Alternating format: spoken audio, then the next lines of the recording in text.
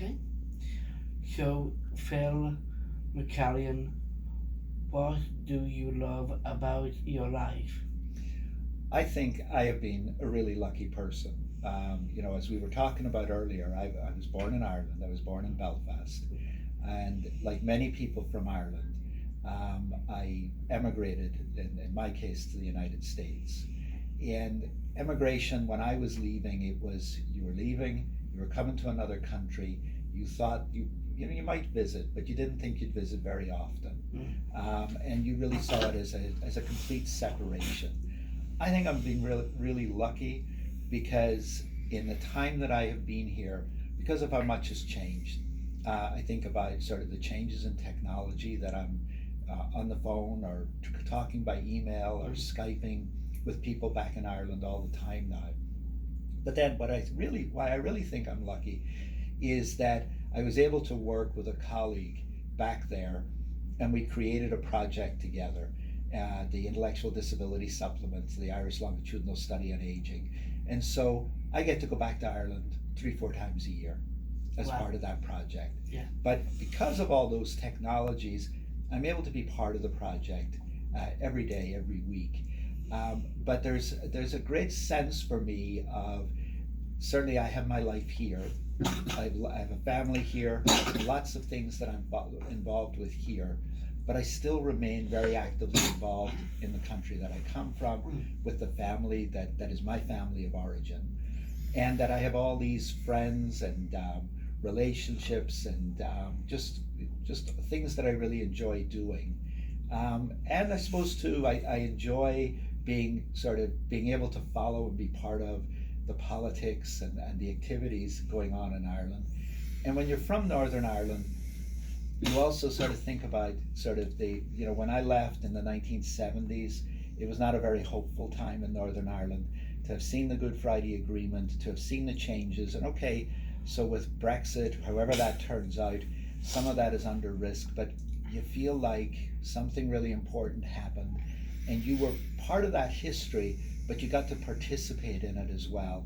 And it's not often you get to participate in something that's genuinely historic. So for all of those reasons, that's why I enjoy my life. I just feel that I've had great opportunities, great friends, and I've been part of really important things. Yeah. And what does community mean to you? So community is a really interesting word to me.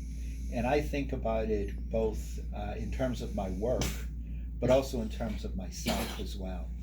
Again, I've had a lot of different experiences. When I came to the United States, and my work was with people with intellectual and developmental disabilities, I started working at an institution because that was the primary way in which services were delivered then. I was part of moving people out into group homes and out into independent living. So I think of it in technical terms, in terms of, what does it mean to live in the community? But I also think about it in personal terms, that what does it mean?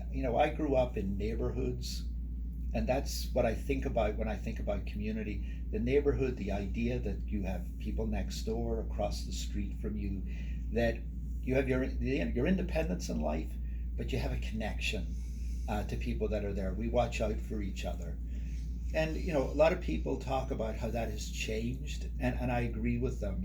When both of us are working, my wife and I both work full time. We're not as present in our neighborhood as, say, my mother was, who stayed home to raise 7 children. We don't have that kind of presence. But on the other hand, I think that we still have many of those connections. And I think that it's an enjoyable part about living in the house that you live in, that you are able to connect with your neighbors. We're able to walk to the local shops. We're able to go to the library. There's public transportation. You don't have to take the car all the time if you want. I think the challenge for community is that there are a lot of neighborhoods where those pieces aren't there. And so when I think about what can I do to build community, it's less about telling people this is what you need to do, and more about talking with people. Well, okay, how do you make those connections? How do you advocate for public transportation to be available? How do you sort of make choices and sort of what do you really need to be thinking about? It's a great house, it's in the middle of nowhere, but it's beautiful grounds and things like that. But what's that going to be like when you're 65? And we're here in the northeast of the United States. Like sort of some of these isolated places look really great in the summertime. In the middle of winter, when there's 6 feet of snow, not so much. And so getting to think about sort of what are the things that are really important to you. You're in the community you want to live in when you've got the things that are important to you. Yeah. And where does creativity come from? Yeah, I think about creativity a lot. If there was one thing that I was not good at in school, it was drawing.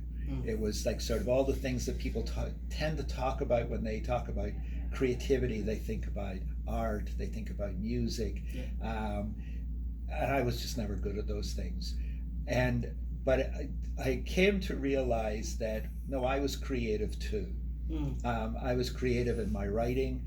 I was creative in the things that I thought about and the ideas that I tried to implement. And so because of that, I tend to think that creativity is within yourself.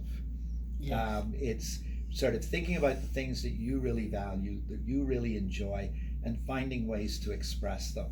And not being restricted by the person who told you, well, that's not a good drawing. Don't bother yourself. Or that you try an instrument and somebody says to you, oh, that sounds terrible, stop it. Instead, like we should be thinking about, well, what is it that I'm good at? Including sort of trying some things out. I had an aunt who, and I think I have no ability in art because it just isn't part of my genes. But I had an aunt who very late in life decided that she wanted to draw and she wanted to paint. Wow. And her art will never sell for huge amounts of money, but she produced drawings and paintings that were of great satisfaction to her. And while we have a tendency in my family that we poke fun in a really generous way to each other, and we would make jokes about her pictures, but we would admit to her, all right, I actually know where that place is that you just painted. And it was like, wow. And I couldn't do that. And so it's also creativity is something that should be appreciated. Yeah. And when you appreciate someone else's creativity and see something in what they're doing, I think that gives you confidence to be creative yourself. Yes. Well, thank you very much. Not at all. Thank you. I very enjoyed it. I think I saw both of you last year at the World Down Syndrome Conference. Oh, yes. In Detroit. Yes. Yes. That's right. Yeah. Oh, you were. Oh,